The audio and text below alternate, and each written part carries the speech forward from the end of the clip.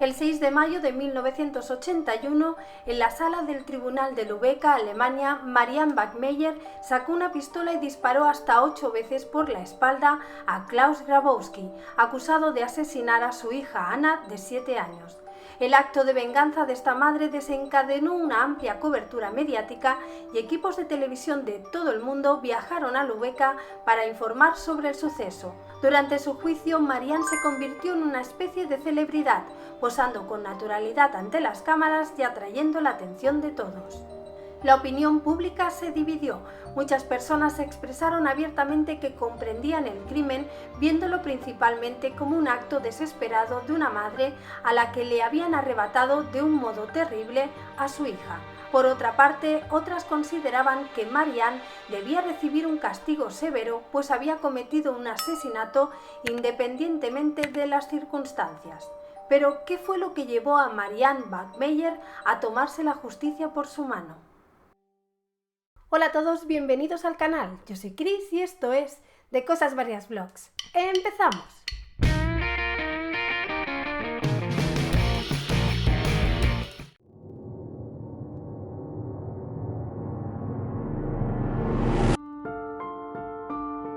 Lübeck es una ciudad pintoresca en el norte de Alemania, con una gran cantidad de edificios medievales y capiteles que se alzan orgullosos. La ciudad tiene un encanto de cuento de hadas. El casco antiguo es una isla rodeada por el río Trave. No es de extrañar que esta encantadora ciudad esté catalogada por la UNESCO como Patrimonio de la Humanidad. A principios de la década de 1980, Alemania todavía estaba separada en dos grandes bloques conocidos como el Este y el Oeste. La ciudad de Lübeck está ubicada en el estado más septentrional del país, en lo que entonces era Alemania Occidental. En el centro de la ciudad existe un bar y restaurante local llamado Tipasa. Allí trabajaba como camarera Marianne Bachmeier. La chica disfrutaba del ambiente ruidoso y un poco caótico del local, sirviendo cervezas y entablando conversación con los clientes, en su mayoría estudiantes. Todos allí conocían a Marianne, quien era madre soltera de una niña de 7 años. Atractiva y algo temperamental, con una personalidad magnética, parecía disfrutar cuando todo giraba en torno a ella.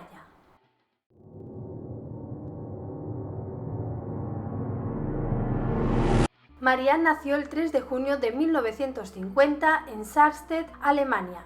La infancia y la juventud de Marianne no fueron felices. Su padre, un hombre autoritario, había sido miembro del Partido Nacional Socialista Alemán, además de militante de las famosas SS, dirigidas por Heinrich Himmler, mano derecha del dictador Adolf Hitler. El padre de Marianne bebía en exceso y pasaba la mayor parte del tiempo en el bar. El alcohol solo alimentaba su mal carácter, lo que provocaba un mal ambiente en el hogar familiar.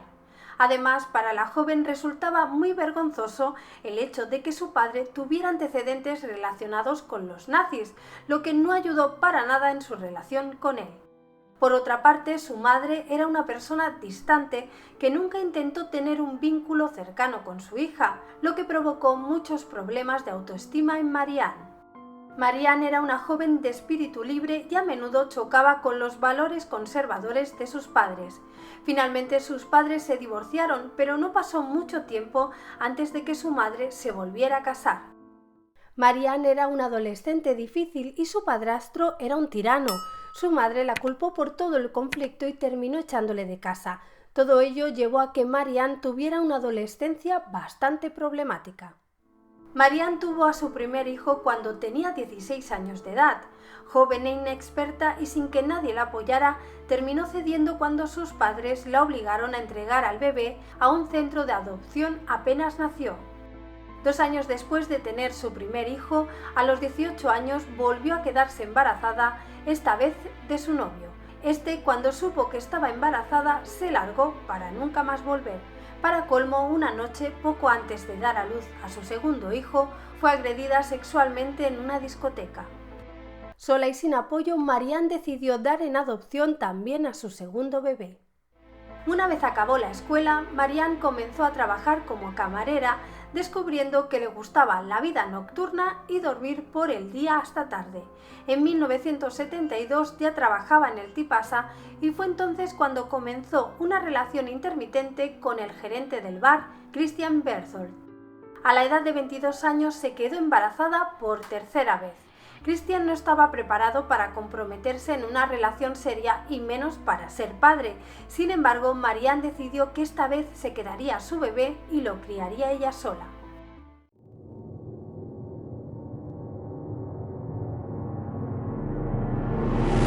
La hija de Marianne nació el 14 de noviembre de 1972. Le puso de nombre Anna.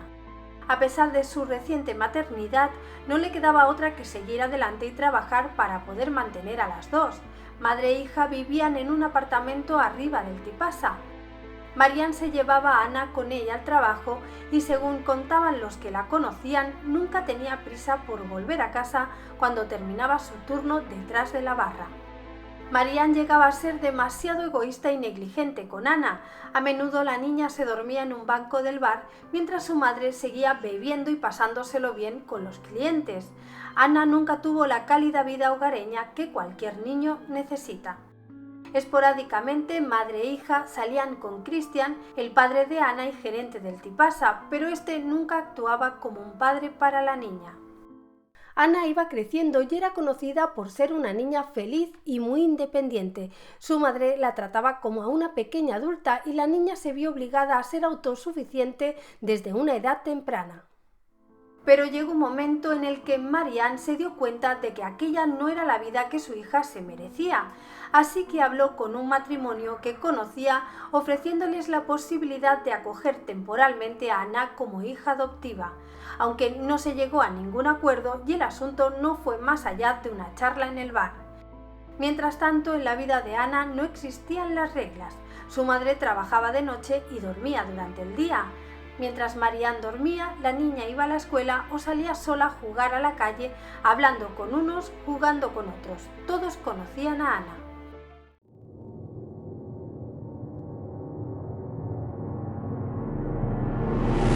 El 5 de mayo de 1980 comenzó como un día cualquiera. Como todas las mañanas, Marianne dormía tras su jornada nocturna en el Tipasa.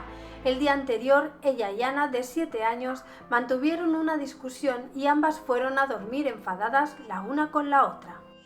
Todavía enfadada y molesta con su madre, al despertar, la niña decidió que aquel día no iría a la escuela. Se dirigió a la casa de una amiga para ver si todavía estaba allí, pero la niña se había ido ya al colegio, por lo que Anna decidió quedarse en la calle entretenida en sus juegos.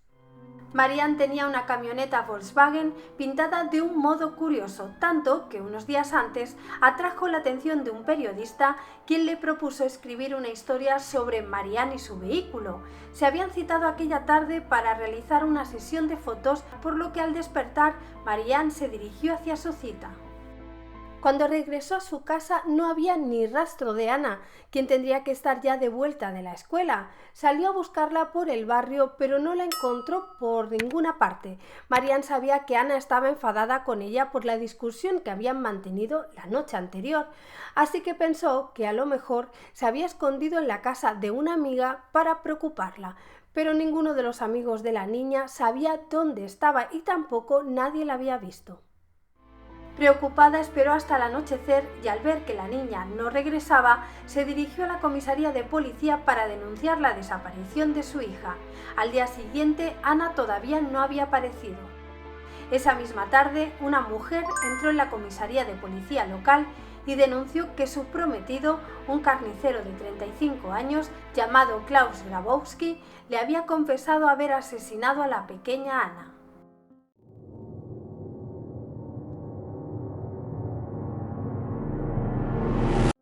El pasado de Klaus Grabowski había sido bastante problemático. Desde principios de la década de 1970 comenzó a cometer delitos sexuales. Su primera víctima conocida fue una niña de 6 años. La pequeña logró huir de él, pero Klaus la persiguió y logró alcanzarla. Trató de asfixiarla poniendo sus manos alrededor de su cuello, pero la niña gritó tan fuerte que no tuvo más remedio que dejarla ir. Fue detenido y acusado de intento de asesinato y se le concedió la libertad condicional. Pero 2 años más tarde volvió a reincidir.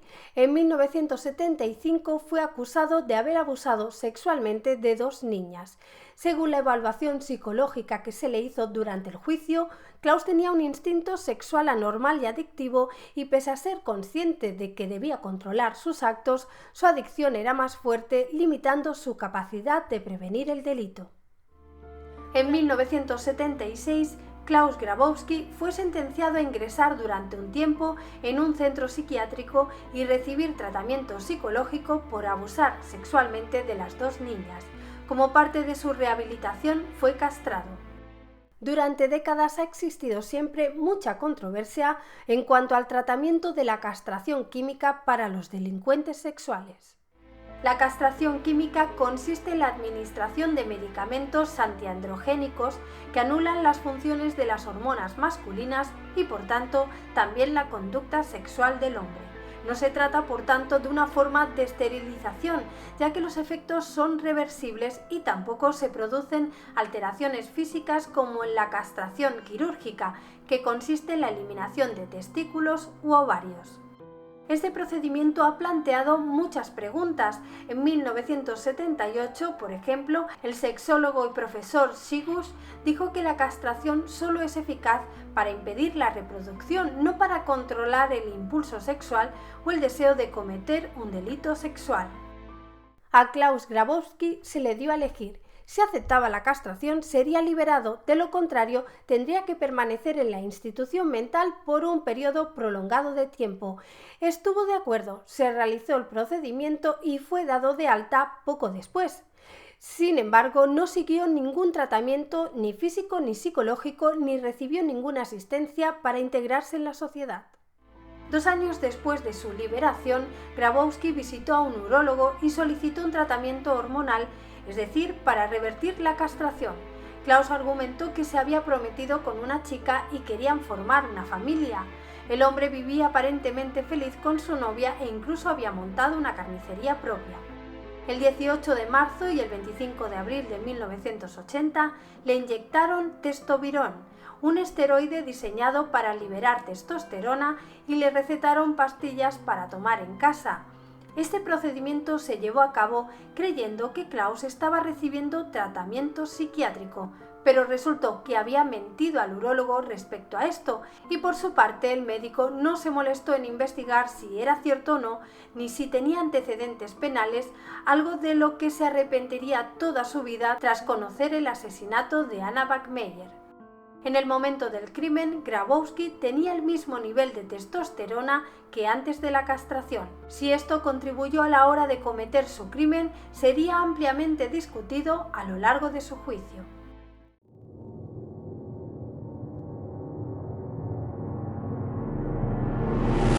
Después de confesarle a su novia haber matado a Anna, la pareja mantuvo una fuerte discusión. Preocupado y sin saber qué hacer, Klaus terminó yendo a un bar a beber cerveza, mientras su novia se dirigía a la comisaría de policía para denunciarle. Los agentes de policía se presentaron en el bar en el que se encontraba Grabowski. Inmediatamente le detuvieron y le trasladaron a la comisaría para interrogarle. Sin necesidad de mucha presión, Klaus confesó que efectivamente había asesinado a la pequeña Anna y procedió a contar todo lo ocurrido. La mañana en la que Anna desapareció, la niña se había dirigido a la casa de Klaus Grabowski, vecino y propietario de una carnicería del barrio, pues el hombre días atrás le había prometido a la pequeña que podía ir a su casa para jugar con sus gatos. Klaus dijo que nunca había tenido intención de molestar a Anna y negó haberla tocado en absoluto. Dijo que fue ella la que provocó el terrible desenlace cuando trató de seducirle y amenazarle con decirle a su madre que la había acariciado si no le daba dinero. Según el asesino confeso, la niña de 7 años quería extorsionarle. Grabowski contó que se enfadó con Anna y le entró miedo. Si ella le denunciaba por abusar de ella, volvería a la cárcel y su novia le dejaría y no quería que nada de eso pasara. No iba a consentir que una mocosa le arruinara la vida. Relató que mientras Anna se encontraba sentada en una silla, Él cogió un par de medias que pertenecían a su prometida y decidió que las usaría para estrangularla, y así lo hizo, y tras un breve forcejeo con la niña, la pequeña murió. Después metió el pequeño cuerpo de Anna en una caja de cartón, la cargó en su bicicleta y la llevó a un lugar a orillas de un canal, donde la enterró en un hoyo poco profundo. Cuando la policía fue al lugar donde Grabowski dijo que la había enterrado, no tuvo problemas para hallar la caja. El cuerpo de Anna estaba atado y cuidadosamente colocado en su interior. La conclusión fue que el asesino se había tomado su tiempo.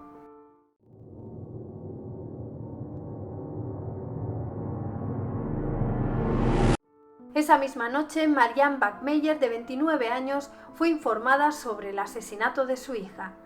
La noticia destrozó a Marianne, quien tuvo que luchar también contra sentimientos de culpa. Se odiaba a sí misma por haber pretendido dejar a Anna al cuidado de personas ajenas y no podía perdonarse la discusión que tuvo con su hija el día antes de su muerte.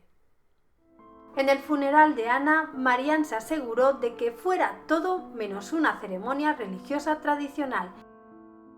Los meses previos al juicio de Grabowski se hicieron eternos. Marianne había pasado por muchas dificultades en su vida, pero la muerte de su hija sin duda era lo peor que le podía pasar y no era algo que pudiera superar de un día para otro y seguir adelante como si nada.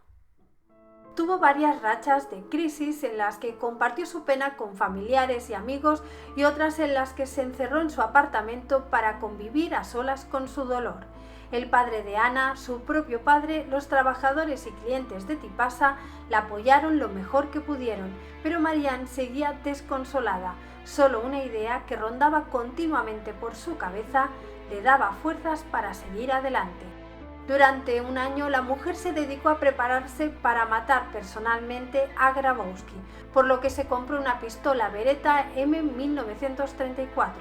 Después esperó pacientemente una oportunidad.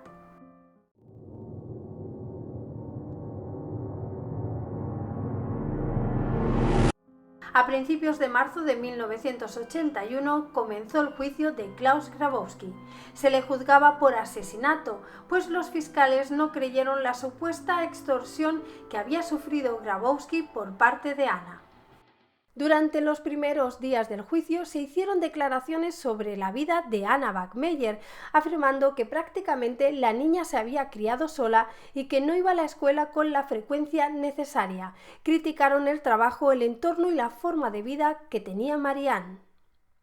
Se relató cómo en uno de esos días en los que la pequeña no asistía a la escuela, conoció a Grabowski, con el que ocasionalmente mantenía conversaciones en la calle como hacía con otros vecinos.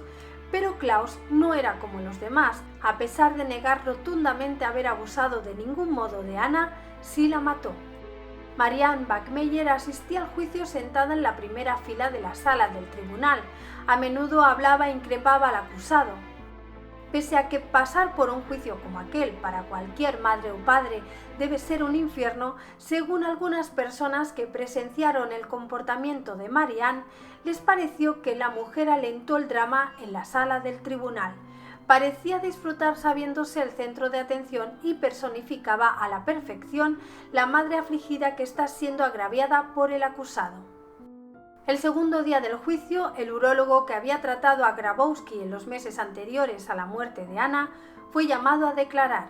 Explicó que Grabowski le dijo que le habían castrado porque era simplemente un exhibicionista. No le reveló al médico los 2 delitos sexuales de los que fue acusado.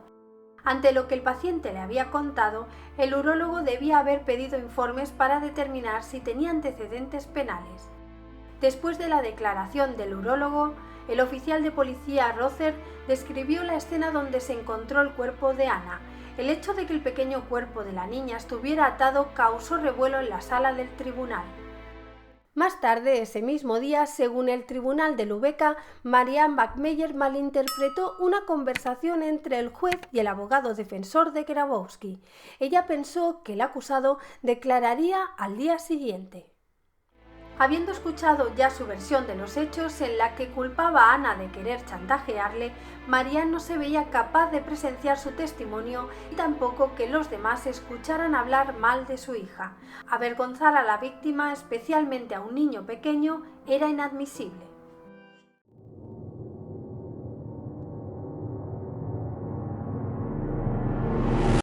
El viernes 6 de marzo de 1981, el tercer día del juicio de Klaus Grabowski, amaneció frío y lluvioso en Lübeck.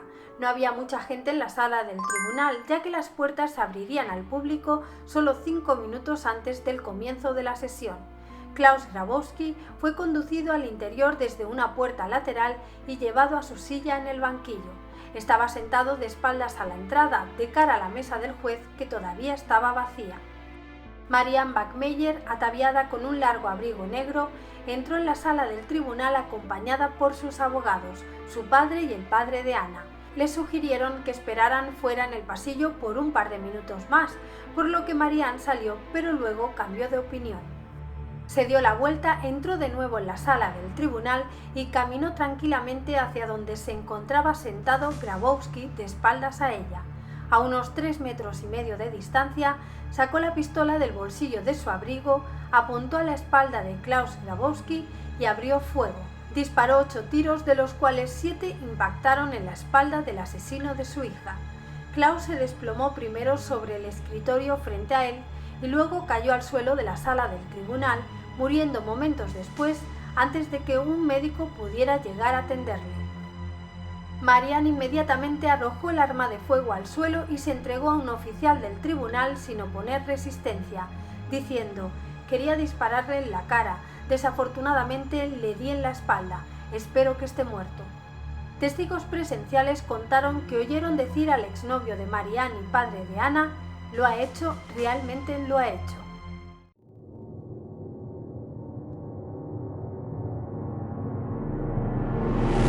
El caso de Marianne Bachmeier se convertiría en uno de los más famosos de justicia propia en Alemania.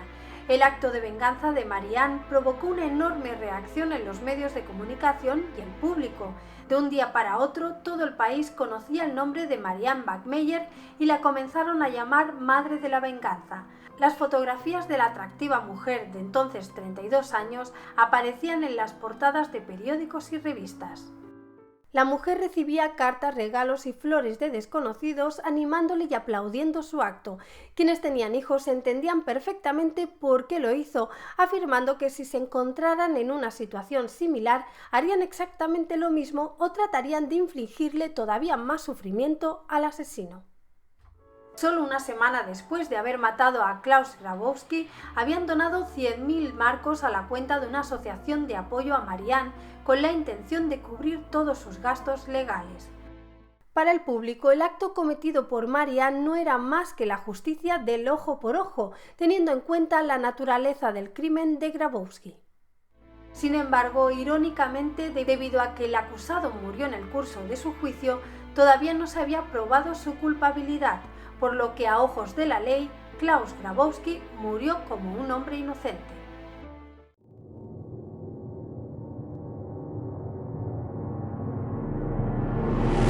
La Fiscalía tenía una tarea difícil en sus manos en el caso contra Marianne Bachmeier, soportando además mucha presión pública para que tuvieran piedad de ella.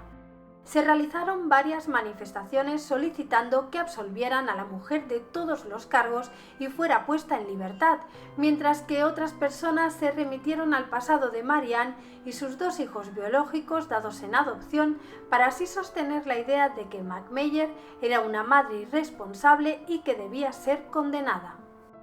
Por su parte, la Fiscalía tenía claro que no se podía pasar por alto lo que había hecho Marianne, pues lo único que se conseguiría era dar pie a que cualquiera se tomara la justicia por su mano. Bachmeier fue arrestada y liberada poco después para volver a ser detenida el 14 de agosto. Las autoridades habían recibido información en la que existía riesgo de fuga por parte de Marianne. Además, mientras la mujer estaba bajo custodia en espera de juicio, durante unos 15 meses intentó quitarse la vida 5 veces. Médicos y psicólogos pidieron su liberación, temiendo que sufriera daños mentales y físicos irreparables. Marianne se negó a cooperar con los psicólogos designados por el tribunal, por lo que tuvieron que llevar a cabo distintas estrategias con la intención de que se abriera y se sincerara con ellos. Finalmente, el tribunal dictaminó que Marianne debía permanecer en un centro psiquiátrico hasta el comienzo del juicio. Como para condenarla por asesinato en primer grado, la fiscalía tenía que probar primero si Marianne había planeado o no el ataque, tomaron nota del comentario que Christian Berthold, el exnovio de Marianne y padre de Anna, hizo después del tiroteo. Lo ha hecho, realmente lo ha hecho. Esto parecía dejar más que claro que Marianne había planeado con antelación el tiroteo y lo debía haber discutido antes con Christian. En la actualidad es obligatorio pasar por un detector de metales al entrar en una sala de audiencias, al igual que las medidas de seguridad del aeropuerto, pero en 1981 no existían estos controles de seguridad en el juzgado, por lo que Marianne pudo llevar un arma de fuego a la sala del tribunal sin ser detectada. Marianne admitió haber comprado la pistola a alguien en el Tipasa y que escondió el arma en la tumba de Anna. Argumentó que después del asesinato de su hija se sintió insegura y adquirió la pistola para defenderse, no para cometer un asesinato. Insistió diciendo que jamás tuvo intención de dispararle a Grabowski. Sin embargo, la fiscalía no la creía. Marianne había sacado la pistola del bolsillo de su abrigo, quitado el seguro y disparado con una sola acción, rápida y sin trabas. Se había detenido a 3,5 metros detrás del acusado. Grabowski era un hombre grande y blanco fácil que no vio venir el ataque. Los expertos estaban convencidos de que Marianne debía tener al menos algún conocimiento previo en el manejo de armas de fuego, debido a la ejecución tranquila y serena que llevó a cabo en el tiroteo. Décadas más tarde, un antiguo amigo de Marianne, que apareció en un documental sobre el caso, afirmó haber visto a la mujer realizar prácticas de tiro con un arma en el sótano del Tipasa antes del tiroteo. Finalmente, el 2 de noviembre de 1982, fue acusada de asesinato por haber acudido a la sala del tribunal con un arma de fuego en un plan premeditado para matar al asesino de su hija. Fue toda una primicia. Marianne era una mujer muy atractiva que sabía expresarse ante la gente y contar con el apoyo de muchas personas en la comunidad. El público se solidarizó con ella.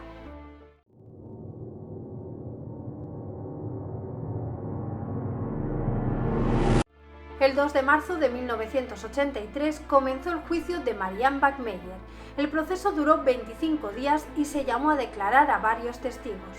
La sala del tribunal estaba repleta principalmente por madres que asistieron al juicio en apoyo a Marianne. De hecho, había tanta gente que tuvieron que cambiar la ubicación a otra sala con capacidad para 200 personas. Con tantas opiniones sobre Marianne Bachmeier, su vida y el crimen que cometió, su juicio se había convertido en un caso de interés nacional. Durante la causa, la defensa argumentó que el tiroteo fue una reacción espontánea de la acusada, provocada por la agitación emocional del juicio. Marianne explicó que había entendido que Grabowski quería declarar ese día, por lo que temía que contara más mentiras sobre su hija. Marianne decidió poner fin a todo, tomándose la justicia por su mano, sin importar que estuvieran en la sala de un tribunal con múltiples testigos. La fiscalía recordó al tribunal que, pese a que Marianne se había alzado como la madre vengadora de Alemania, realmente había sido una madre negligente. Señalaron que Anna, de 7 años, a menudo se quedaba sola y que Marianne había dado los primeros pasos para dejarla en un hogar de adopción. En cambio, cuando Grabowski asesinó a su hija, ella lo mató, porque había querido vengar la muerte de una niña de la que apenas se encargaba y a la que estaba a punto de entregar al cuidado de otras personas. El sentimiento de culpa pudo con ella, o el asesinato fue una reacción para castigar a alguien por tomar algo que era de su propiedad. El bar donde trabajaba Marianne, el Tipasa, sufrió un duro escrutinio por parte de los medios de comunicación, describiéndolo como un lugar donde los indeseables bebían cerveza y hablaban de ideas revolucionarias. Aquel no era un lugar para criar a una niña. Pero muchas personas empatizaron con Marianne, una madre soltera que había hecho todo lo que estuvo en su mano para salir adelante. Trabajando en el Tipasa se había sentido segura y apoyada, por lo que nunca sintió que estaba exponiendo a Anna a algo peligroso.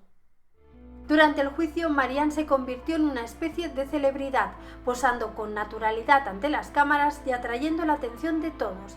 Generalmente los acusados de asesinato intentan evitar a los fotógrafos, pero no ocurrió igual con Marianne. Esto tampoco gustó mucho a una parte del público, quien sentía que su comportamiento era un tanto insolente. era una mujer hermosa y de carácter, ni débil ni oprimida como habían imaginado. Finalmente se le retiraron los cargos de asesinato en su contra, pero fue declarada culpable de homicidio involuntario y posesión ilegal de un arma de fuego, siendo sentenciada a 6 años de prisión. Los fiscales no estaban de acuerdo con este veredicto, opinaban que Marianne había actuado con premeditación cuando disparó contra Klaus Grabowski, ya que no se encontraba ante un peligro inminente y tampoco fue provocada en ese mismo momento. Marianne también había admitido abiertamente que los 2 días anteriores que había asistido al juicio de Grabowski también llevaba la pistola en el bolsillo. Este hecho, según la fiscalía, mostraba la intención que tenía Marianne de acabar con la vida del asesino de su hija. Por su parte, el juez consideró que se había hecho justicia. En su opinión, Marianne Backmeyer no representaba una amenaza para la sociedad. Estaba convencido de que el asesinato fue un acto espontáneo, causado por el trauma vivido con la muerte de Anna y el hecho de tener que presenciar el juicio de su asesino. Para el juez todo ello fue un desencadenante suficiente como para causar un asesinato premeditado. Marianne salió de la sala del tribunal como una persona libre, ya que solo se le exigió ir a prisión en una etapa posterior. Fue puesta bajo vigilancia para evitar un posible suicidio y pasó los primeros 18 meses de su encarcelamiento en un centro psiquiátrico. Fue liberada en junio de 1985 después de 3 años.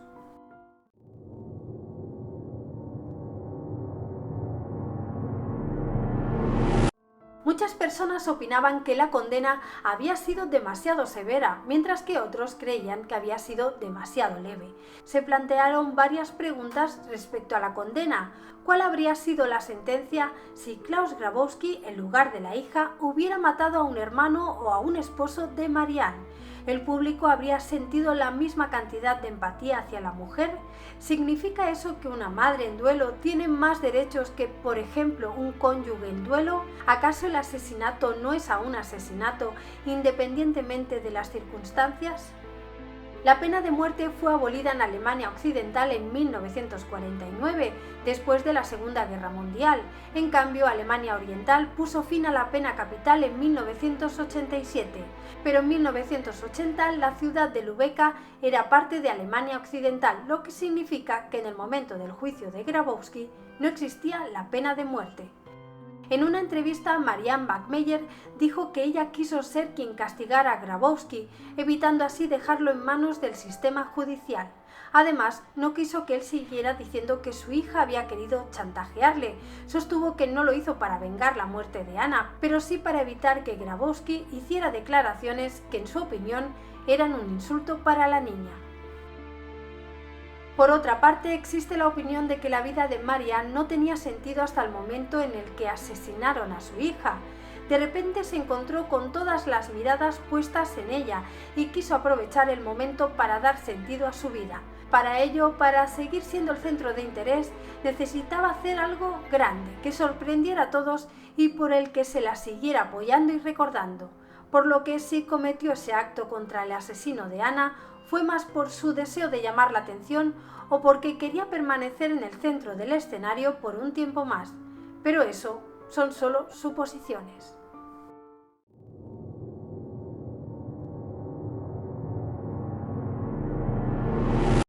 Marianne vendió la historia de su vida a la revista alemana Stern por 250.000 marcos alemanes. Utilizó el dinero para pagar la deuda de los gastos jurídicos. La revista publicó una serie de artículos que sentaron las bases para la película titulada La madre de Anna, estrenada en 1984. A finales de la década de 1980, Marianne se casó y se mudó a Nigeria con su marido, quien era profesor en un campamento alemán. Se divorciaron en 1990 y Marianne decidió mudarse esta vez a Palermo, Sicilia, donde trabajó como cuidadora en un hospicio. Explicó que no quería volver a la ciudad de Lübeck porque allí solo sería conocida como la madre de Anna. Pero cuando fue diagnosticada con cáncer de páncreas, regresó a Alemania. Le pidió a un reportero de una cadena de televisión que grabara sus últimos días con vida para la prosperidad. Según muchos, este diario visual macabro de Marianne, preparándose para la muerte, muestra cuán desesperada estaba por la atención y el afecto del público. Marianne Bachmeier falleció el 17 de septiembre de 1996 en Lübeca a la edad de 46 años. Fue enterrada en la misma tumba que su hija Anna.